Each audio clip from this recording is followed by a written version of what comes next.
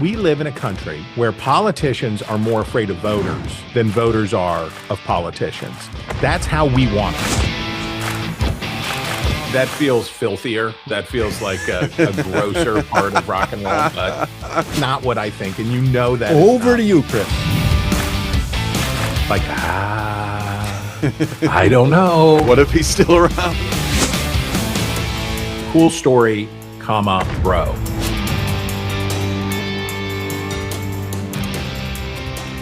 Are the Clintons headed for the clink?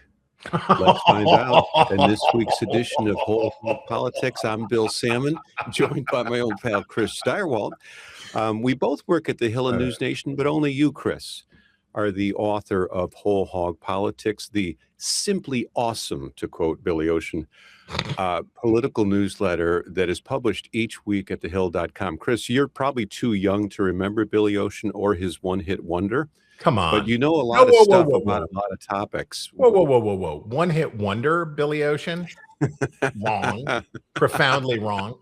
The end of Billy Ocean's career with Get Out of My Dreams, Get Into My Car, toward the end. I'd forgotten about that. Of his career for the two Corey's smash hit movie, License to Drive. Corey Haim and Corey Feldman teamed up. That was right in the sweet spot of my movie going. Young people. I picked the wrong topic for the. I thought this would be the rare topic where I knew more about something than you did, and I'm obviously mistaken. When I was a boy, you just went to the movies. You would just, what are we going to do on Friday? Let's go to the movies. You have a date with a girl. What are you going to do? You're going to go to the movies. What you did not say usually was which movie you were going to see. You were just going to go to the movies because you were going to go to the movie because it was an activity to do, especially on a Friday or Saturday or maybe a Sunday afternoon. And License to Drive was right in the sweet spot of films that Hollywood was cranking out. Can't Buy Me Love. There's a whole kind of rom-com-y, whatever, barfy movies, and Billy Ocean's Get Out of My Dreams was in that. Later in life, I would discover that Billy Ocean was awesome. Simply awesome. Yeah, simply awesome. What song is that from? I don't know. Well, I mean, what was his big hit? Get Out of My Dreams, Get Into My Car. What do you say? His original big hit was Caribbean Queen. Oh, Caribbean Queen, of course, is awesome. I didn't know that Simply Awesome is a line in that. Well, he starts the song off by saying she's simply awesome. Oh, yeah. By the way, I'm going to give you one bit of trivia about that song. That was originally titled European Queen, believe it or not. It was recorded that way. It didn't sell, and so the record company started issuing different versions of it: European Queen, African Queen, and Caribbean Queen, which stuck. People liked it. It went to #1 in the United States. And he is a Jamaican? Trinidad somewhere. Yeah. He's British, but he was born in the Caribbean. And let me give you my favorite Billy Ocean song, which is Love Really Hurts Without You, which is a jam, which is as the youth would say, it slaps. Or as the youth probably said 10 years ago, it slaps. I'm shook. Chris, let's talk about the Clintons for a moment, because, this week the House Oversight Committee voted to hold Bill and Hillary Clinton in contempt of Congress for defying subpoenas, because they had been issued these subpoenas to give depositions in the Jeffrey Epstein investigation, and they blew off these subpoenas, did not show up for the depositions. But what's remarkable to me is it wasn't just the Republicans who voted to hold the Clintons in contempt. 9 Democrats on the House Oversight Committee joined with Republicans to hold them in contempt of Congress. Now, it could soon be headed to a full vote by the House, and if they vote to continue down this road, it could get referred to the Department of Justice. And remember, defying congressional subpoenas is a serious matter, as Peter Navarro will tell you, as Steve Bannon will tell you. They found out when they went to prison, it's punishable by up to a year in prison, when they defied subpoenas to testify before the January 6th Select Committee, which, by the way, the first witness, the star witness in that committee was you. But here's my question. Actually, I have two questions. Why is the press paying less attention to this story about a former president and his wife, who's a former, presidential candidate, being charged with contempt of Congress than they did about the Navarro and Bannon cases? And secondly, what is the significance of the 9 Democrats voting to throw their former president under the bus? Well, has there been anything else going on in the news this week? Have you seen? Have there Well, been but any this has been stories on the come over news the for transom? this whole showdown with the Clintons has been building for a week or 10 days or For sure. something, and it hasn't just gotten a lot of attention. Well, I was for one surprised at the number of Democrats who joined with Republicans in voting to hold. I think there were 9 Democrats who voted to hold Bill Clinton in contempt, and 4 Democrats who voted to hold Hillary Clinton in contempt. I think 3 or 4. Yeah. And so I was genuinely surprised by that number. So I think the surprise of the story is, yep, we saw it coming for a long time. So for context, the idea of the Oversight Committee, the Republicans on the Oversight Committee, was pretty obviously, oh yeah, you want to go after Donald Trump on Epstein? How about Bill Clinton?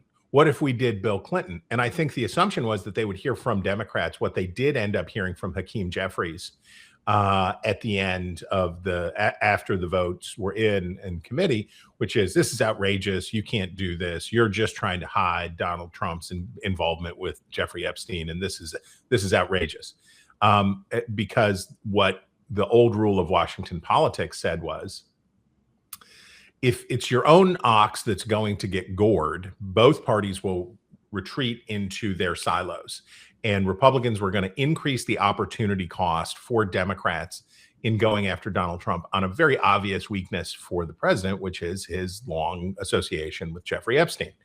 And the Democrats said, you know what? Or those 9 Democrats said, no, go ahead. Throw Bill Clinton to the wolves. I don't care. And that was, to me, profound, right? Bill Clinton's currency in the Democratic Party, which was once so epic, so mighty. What did Barack Obama once call Bill Clinton? Something about like the secretary of explaining things or whatever. Right. And for, 15 years, Democrats were like, oh, if only we could have somebody who's as good at talking as Bill Clinton. And if we only had a kind of Bill Clinton. And then 2 things happened. His wife failed to win the presidency in 2 different elections. And the Clinton magic was non-transferable. And number 2, Me Too came out and recast Bill Clinton's assignations with a 21-year-old White House intern in a very different light. And younger Democrats they said, I'm sorry, what did we do? Yeah, well, we had to protect the president because, sex is sex and, get out of the bedroom, right? Blah, blah, blah, blah. It was like, I'm sorry, the 50-something-year-old president was doing what to a 21-year-old intern? That's disgusting. And so Bill Clinton's stock among Democrats plummeted over that period of time. So he was a less valuable object to protect. But also, Democrats want Donald Trump on Epstein so much. They want to just put it right up his nose so much that Bill Clinton becomes a disposable entity. And the hubris of the Clintons, this is notable to me. The sin of the Clintons, among their sins, is always hubris. And the hubris of the Clintons to say to a Democratic Party that doesn't care about them, doesn't need them, to whom they do not matter as fundraisers or communicators or anything, to say to them, you need to eat this because it will be unpleasant for the former president's legacy to be dragged in front of James Comer's committee and forced to answer questions about his gross personal life. And Democrats said, nah. And I'm reminded of the Al Franken, L'Affaire de Franken, when Republicans insisted on nominating Roy Moore for Senate in Alabama, which was a wild choice. And 10 Commandments. That's right. And it was a wild choice because of the allegations that came out about him allegedly grooming adolescent girls when he was a prosecutor in Alabama. And Me Too was in full swing. And Al Franken who had been in the entertainment industry for a long time, was accused of things that now probably wouldn't force his removal from the Senate. But Democrats said, well, if the cost of getting defeating Roy Moore is throwing Al Franken to the wolves, throw him to the wolves. And Tina Smith, who is not running for another term, was right there to be appointed, to be elected. Minnesota is a safe blue state. And so that's what they did to Al Franken. So that's what those Democrats just did to the Clintons. Yeah. And a lot of those Democrats regretted their haste in throwing Al Franken overboard. And we'll see whether that happens with the Clintons. It's interesting to me. I think you summed it up so perfectly, the way it's a combination of the political expediency of the moment, which is to say, the thirst for going after Trump on the Epstein files, and also the longer term, he's just faded from favor for the reasons you laid out. But it's true with other former presidents too. Look at the current Republican Party's opinion of George W. Bush, or at least the MAGA wing. Certainly they don't like him. Look at even Barack Obama. Some of that luster has faded a little bit, not as much as the Clintons. But he's starting to be seen a little bit as sort of like a relic, kind of like from a different era. And they're still polite to him and nice to him and everything like that. But he doesn't quite cut the ice like he used to, like any of these guys did. Chris, we need to talk about, I think we've decided it's called Greenland, not Greenland. It's more friendly. Yes, because so much happened. And by the way, we look like geniuses last week by leading off our broadcast with the topic of Greenland. And then, of course, it all heck broke loose.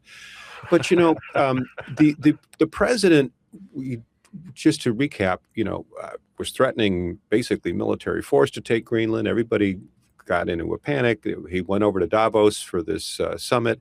And then he surprised everybody by saying he was going to take military action off the table. In fact, I think we have a soundbite of him telling Davos that we're not going to be using military action. Let's listen to that and then talk about it. We probably won't get anything unless I decide to use excessive strength and force, where we would be, frankly, unstoppable. But I won't do that. Okay? Now everyone's saying, oh, good. That's probably the biggest statement I made, because people thought I would use force. I don't have to use force. I don't want to use force. I won't use force.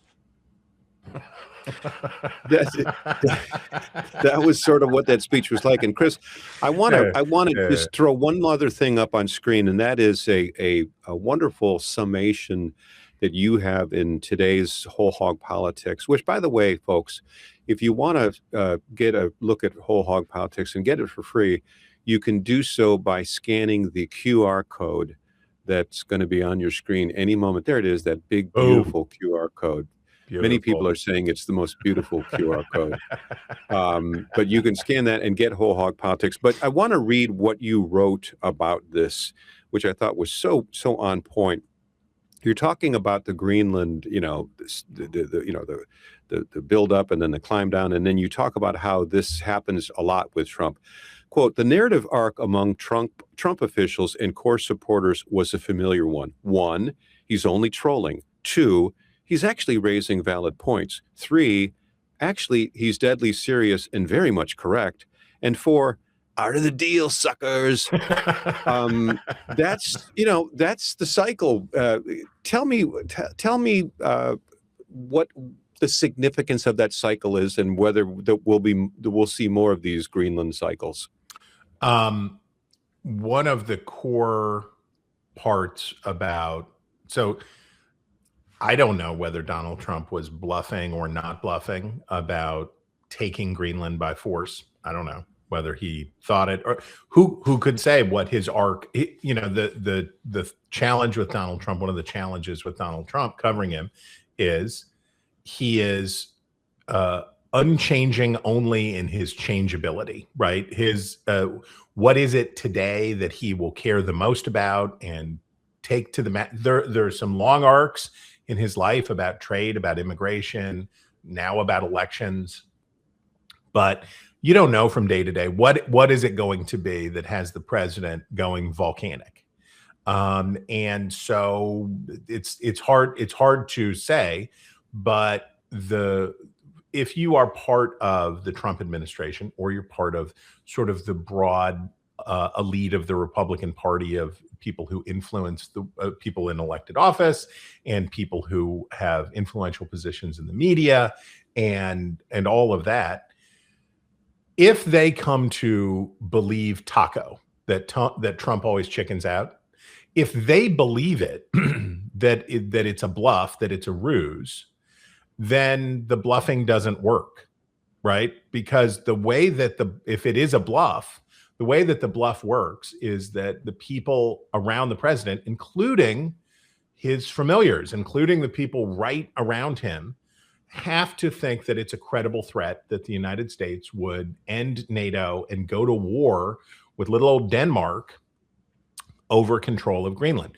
which is, of course, an insane proposition. It is as insane of a proposition as you could make in world geopolitics. And they have to kind of believe that it might be true. Or at least they have to be willing to demonstrate fully to the president that they're down. And if it's a scam, it's a scam. And if it's not a scam, that's good too. In order to get that response from both his adversaries and from the people around him, Trump really has to commit to the bit, right? He really has to commit to the bit. And the problem I guess I'll put it this way. If you came into the office every day and you said, if you don't shape up, if you people in here don't shape up, we're canceling all the holidays this year and there'll be no more holidays for anybody. If you did that, right, every day and it didn't happen, eventually people would say, Bill comes in and he says that about the holiday thing, but we had Christmas and New Year's and we did all of that and it was fine. He's not going to cancel the holidays. Then your threat produces no result. So what do you have to do? You have to eventually cancel a holiday, or you have to eventually do something. So the problem that Republicans face right now is, in order for Trump to get what he wants out of his unique negotiating tactic, which is to make maximalist demands and pair them with maximalist existential threats to the people he's dealing with, including threats that are harmful to himself, right? The credibility of Trump's menacing negotiation is rooted in, I don't care. And what we saw was the president amped it up, pushed it as far as he could. Markets opened on Monday and they said, oh, this might be true. Trump might not chicken out here. And the price of borrowing went through the roof, which was debilitating for an already struggling housing market. The stock market crashed. All of everything went kablooey, and the president relented from his threat and didn't just say, we'll see what happens. He said, I won't. I think the clip you chose to play is very revealing. He didn't do the Trump thing, which is, we'll see what happens. Maybe I'll invade you later. He said, I will not do it. He took it off the table. He took it off the table, which is rare, which is sort of like what he did when markets responded to his initial efforts with the Federal Reserve. I'm going to fire the Federal Reserve chairman. And markets were like, oh boy, here we go. Here we go. And Trump had to come out and say, I will not fire the chairman of the Federal Reserve. I will continue to harass the chairman of the Federal Reserve, but I won't fire him. Yeah. And that's the problem of Chris. Taco. You've laid out the cycle so well, but let me ask you this. I was watching former EU Ambassador Gordon Sondland on CNN the other day, and he was basically saying, if I could summarize what he said, look, Trump tried to ask nicely of Europe, and they blew him off. And in his first term, when it came to Greenland, so this time he causes this huge crisis, really. There's this thought of, invading the military and breaking up NATO and all this kind of thing. And Europe pays attention. And in Sondland's argument, Trump sort of got part of what he wanted, which is to say, we'll end up with more military bases in Greenland that we will build, and those pieces of land within Greenland will be sovereign U.S. territory. We're not going to own Greenland, but we will use those bases in part to develop this, Golden Dome, this extension of what we used to call the Star Wars under Reagan missile defense shield, and moreover, it will serve to box out China and Russia from exerting their influence over this strategic piece of real estate.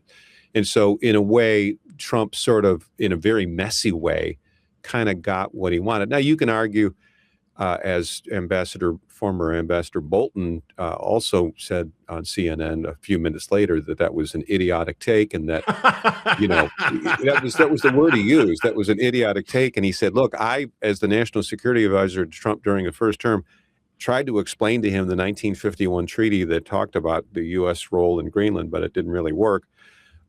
So I guess my question to you is there any validity in the argument from Trump supporters that it wasn't just this messy, embarrassing debacle, but that Trump got something out of it, or no? Well, look, I don't know the counterfactual to what would have happened if the United States would have done this in a normal way. If the United States would have said, hey, look, we've got the 51 treaty. We have broad access to Greenland. You guys basically gave us squatters' rights on Greenland, and we can do whatever we want there. And we've been closing these military bases for years, but we want to we're coming back. I don't know how it would have gone, and we don't know how it would have gone because we didn't do it.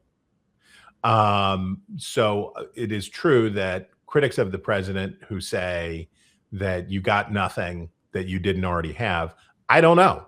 I can't say that that's true because I don't know what would have happened if the administration would have gone about this in a way that was dignified or treated our allies with dignity. I don't know. Yeah. Because this was rooted at its core in domestic political theater for United States consumption, right? J.D. Vance's trip to Greenland, all the flexing, the changing the maps, and all of that stuff was for an American audience that, of course, on the taco front, Americans have learned over time, Donald Trump says a lot of things. Don't pay too much attention to what he says, but do pay attention to what he does. And that's something that Americans now in a decade-long relationship with Donald Trump as a national political figure, a constant presence in our politics, have learned. Europeans weren't too sure. And so all of what he was doing for domestic consumption to own the libs and rile people up and blah, blah, blah, blah, blah, hit differently in Europe. So we don't know what would have happened if he would have done it the other way. So I don't know about the ambassador's point of view. I do know a parallel here is the Federal Reserve. The most recent macroeconomic numbers for the United States tell a really favorable story for the Trump administration and the Republicans. The promised collapse because of tariffs, the promised collapse because of mass deportations and the upward pressure on prices has not materialized. Now, that's not to say that there won't be consequences later and that things will always be like this. But if you look at the big picture numbers for the previous year and for what's going on now, the economy remains healthy. Economic growth is not massive, but the economy has continued to grow. And while the job market has softened, we're basically still at full employment. And this is despite AI. This is despite all of this stuff. Inflation is still a problem. Prices are still a problem, but the rate of inflation has come down. Now, in a normal world, what you would say if you wanted to be successful in politics is, look at this economy. You hippies, you said that we were going to have a catastrophe. We're making America great again. Where's your recession now, losers? and you would also say, gosh, the Federal Reserve seems to have be landing the plane. We don't know what will happen in the long run, but the Federal Reserve seems to have be landing the plane. The economy is healthy and inflation has continued to come down. The president's desire to control the Federal Reserve that we saw play out in the hearing over his effort to fire Lisa Cook, member of the Federal Reserve Board, spoke not to the justices say you can't fire over policy differences. You can fire for cause, but you didn't show cause. You didn't have a hearing. There was no process. You just fired her. The Fed is doing basically what the president, from a political standpoint, should want it to do, which is inflation is basically controlled and employment is high. And that's what, if you're I'll shut up by saying, if you would have said to a Republican on Liberation Day, on April 1st or April 2nd of last year, this is what the macroeconomic numbers are going to look like going into the first quarter of 2026, you'd say, I don't know, we may get away with this. We're probably going to lose the House, but maybe by only a seat. We'll hold on to the Senate. This is actually really good. But I think for the president, it isn't the policy of the Federal Reserve. In fact, I don't think it's actually policy. I think it's who's in charge here. And any solution for Greenland that was predicated on, now you have to be nice to the Danes and you have to say nice things about the Queen, whatever, and do whatever. And you have to tip your cap in this particular way. And once you say and do all the nice things, then you can have anything you want. Then you can have anything you want. And for Donald Trump, it's just unacceptable because any indication, if anybody tells Donald Trump, I'll give you what you want, but you're not the boss of me, Donald Trump says, no, both things are true. And as my old daddy used to say, you can be right or you can be happy, but not usually both. And Donald Trump always wants both. And it's a very expensive way to go about it. I would argue that I don't take anything away from your argument that he wants to be the boss. He wants to be in charge. He wants to be controlling. And certainly in the case of getting rid of the Fed chairman, and any other Fed board members. But I also believe that part of him is driven by policy. He believes in his mind that the interest rates are not low enough, that they could be coming down lower and faster, and that would unleash an even greater economic set of benefits that, people would be able to buy housing. It would solve some of this housing affordability crisis and so on and so forth. So I think it's a little of each. I think it's his ego, but it's also there's policy reasons too. You're no doubt right that, and I think it's rooted. It's sort of like the jobs numbers, the fracas over the jobs numbers when the president fired the head of the Bureau of Labor Statistics. And this also goes to his efforts to overturn elections. If you believe that the Federal Reserve is crooked and helps Democrats and hurts Republicans, if you think that it's a scam, then the next logical question is, why shouldn't it be a scam for me? If I'm the boss now, then you all should be cooking the books for me. Yeah, right, if I claim that you were cooking the books, if you believe that Ben Bernanke and Janet Yellen were cooking the books, and this speaks very much to the Justice Department also. Yeah. Donald Trump's fundamental claim and the origin of his success in many ways with the electorate is it's a dog day afternoon situation, right? I'm not that's dog day afternoon, right? Not Serpico. I'm not out of order. You're out of order. This whole court is out of order. Yeah. Right. Yes. So what Donald Trump says about politics, about Washington, about institutions, they're all crooked. They're all a scam, and it's all a ripoff. The elections are rigged. The Federal Reserve is rigged. Everything is rigged. And I am. It's not that Donald Trump says, and I will restore and cleanse these institutions. Donald Trump says, I'll rig them my way. I'm going to get them by the neck, and I will crush their windpipe. Because I am, as he said in 2024, I am your vengeance. Yeah. My support, they've been rigging it for these people. We're going to rig it for you, and I'm your guy. Chris, I want to talk a minute about midterms and the domestic front and campaigning for Republicans and all that kind of thing. But before I do, I just want to point out to our audience that next week, this is exciting. Ooh. Next week, for the very first time, you and I are not only going to do this Whole Hog Politics broadcast live, this podcast live, but we're going to take live questions from our viewers. So if you are interested as a viewer in asking a question or just sort of being part of the conversation, you can scan the QR code that's on the screen right now, another big, beautiful QR code. Huge. And that will give you the link to get into this Whole Hog Politics podcast next week. And you can ask Chris whatever you want.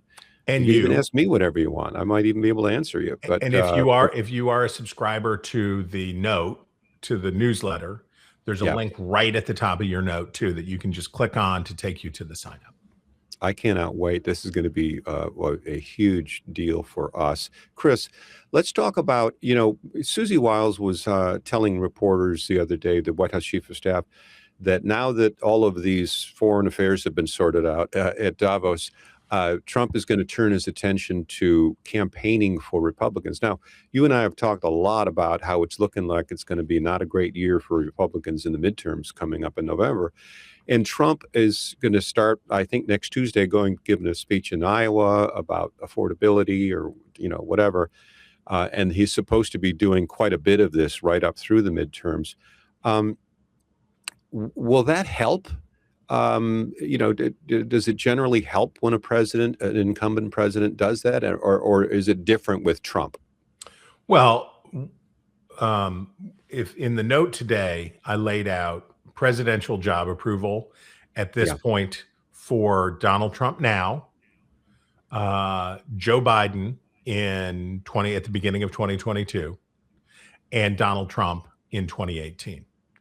And Donald Trump they're the same, right? It's within 2 points, 3 points either way, all unpopular. The problem for Trump with the numbers now, and I'm going to actually say the numbers so that I am not making them up, that is a benefit that I will give to the internet. So Trump job approval in January 2018, 37% according to Marist. Biden job approval in 2022, 40%, according to Marist, and Trump job approval 2026, 40%.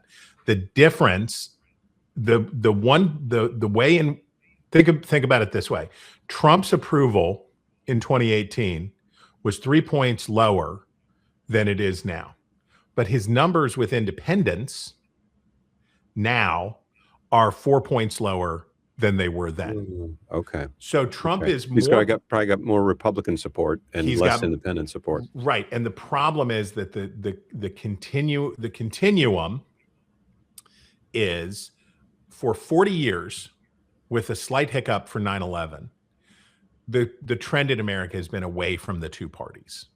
And the most recent Gallup numbers are clear. 45%, the highest share ever of Americans, describe themselves as unaffiliated or independent, and both of the parties are at 27%.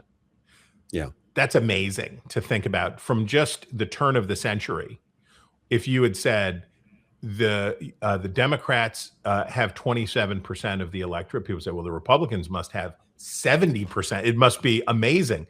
No. And so the number of politically homeless Americans continues to rise. It's a long way of saying Donald Trump's deficiency with independent voters, which include a lot of persuadable voters, makes him a bad choice this fall. But, you put him out if good or bad depends on where you send him, I suppose. Well, right? It depends on where you send him, and it depends on, so the time, if you're going to use Trump, the time to use him is to win your primary. Right? If you're a candidate, you're like, do I want Trump or not Trump? If you're in Iowa and you want to win your primary, yes, get the president to come here and stump for you. And then tell Susie Wiles to lose your number after the primary.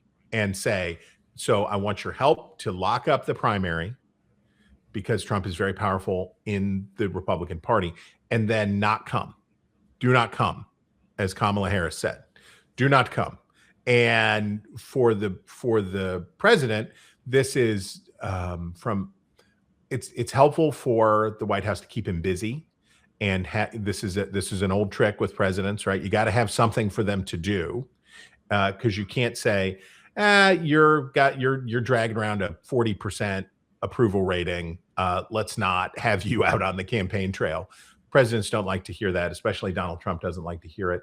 So it does keep them busy. It gives them something to do. And with Donald Trump, it's important that he stay busy, because if he has time to ruminate and tweet and get into trouble, so they got to keep him moving. And I think that's to the benefit. But yeah, Iowa now, great, right? Do it. He'll help his preferred candidate win in the Senate race and for governor.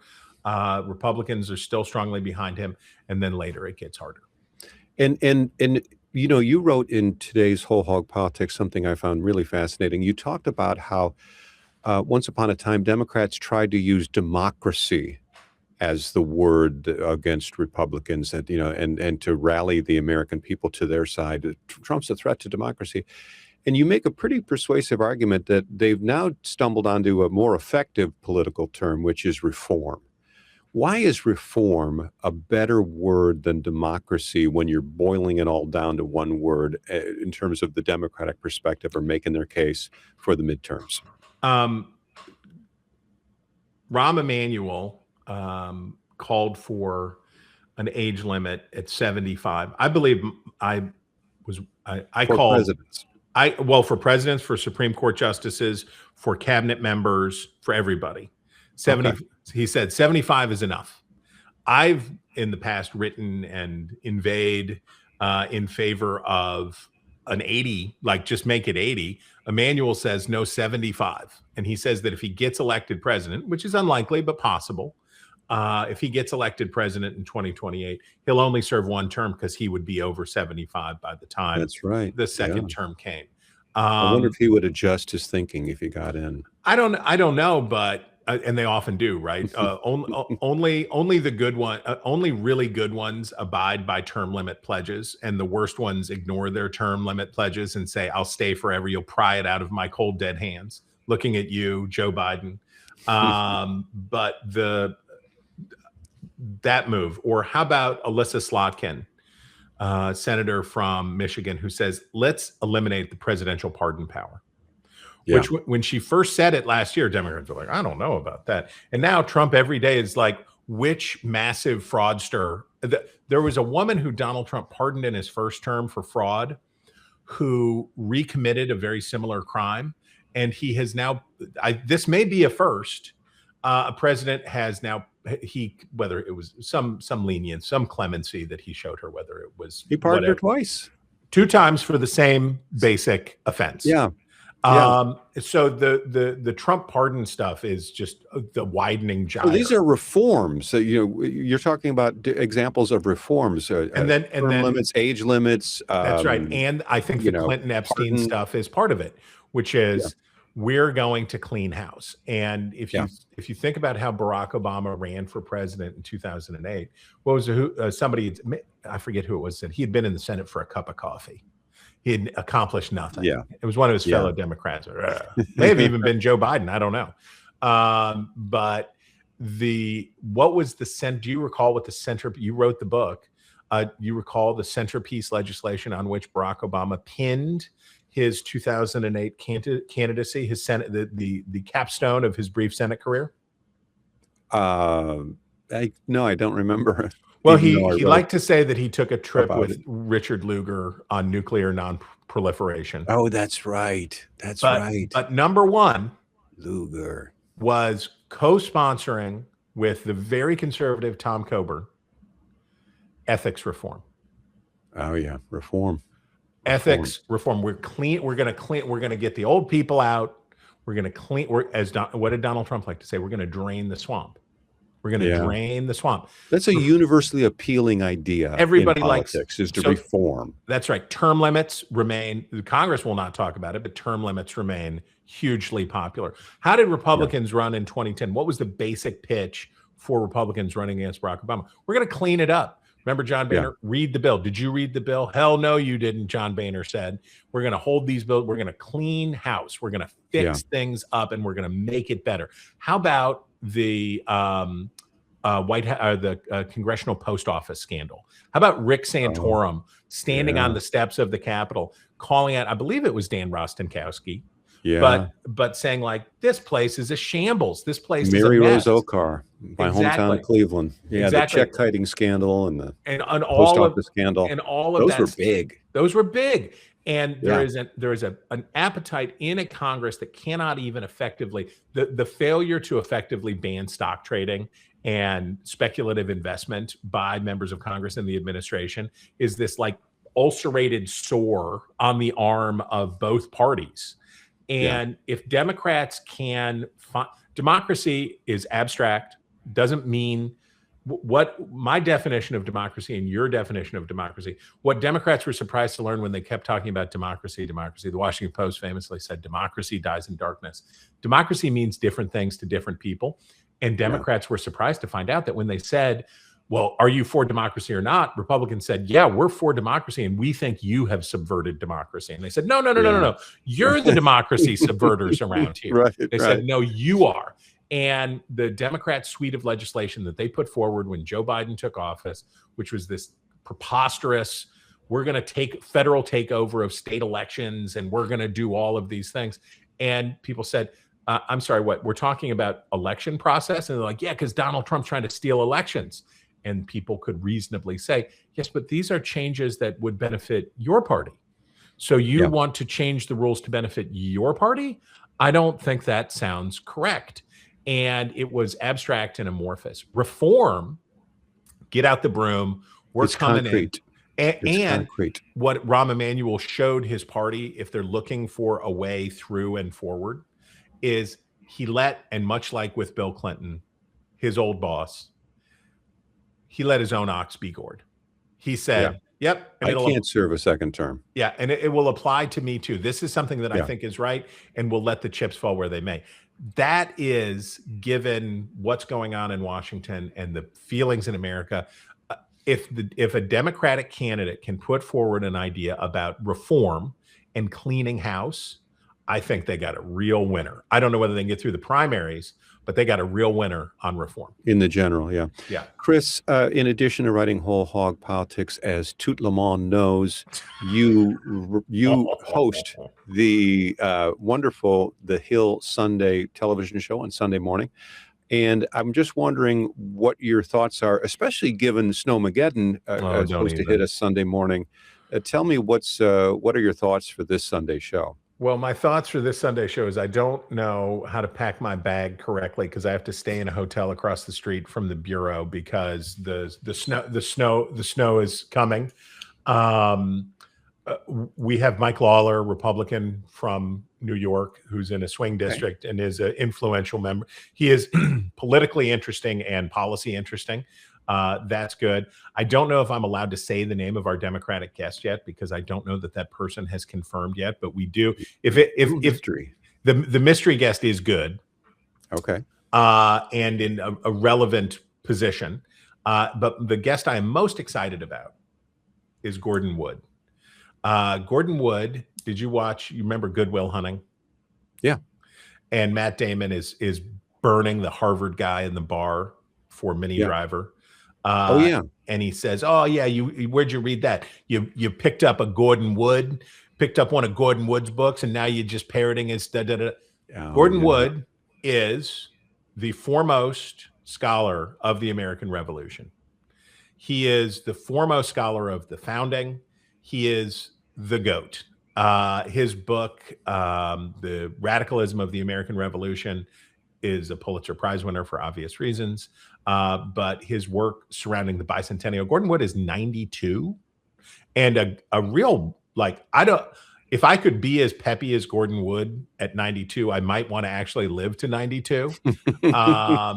And he joins us to talk about America at 250.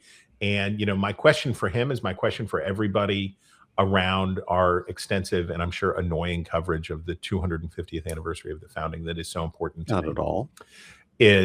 was it worth it? And this is what I want everybody to think about for 250. America's got trouble, man. We got trouble now. We've had trouble. We've done wrong. The genocidal furor against the indigenous peoples of this continent, slavery, the repression and oppression of women. Many bad things have happened in the past 250 years. It is true. But the question that Americans should be wrestling with, I think, this year is, was it worth it? If we had it to do over again, would you have? Because many good things also happened. We lit the guy standing behind me, Abraham Lincoln, rightly called us the last best hope of Earth.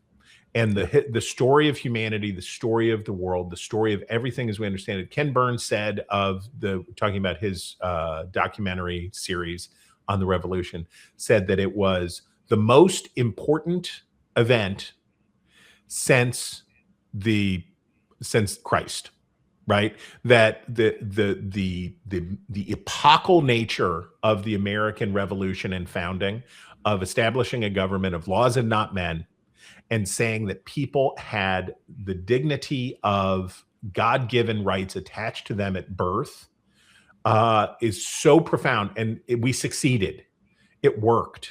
That's a miracle. Well, that puts it in perspective. It's a miracle and it's a gift. So Gordon Wood should help you wrestle with the question of, was it worth it? I love it.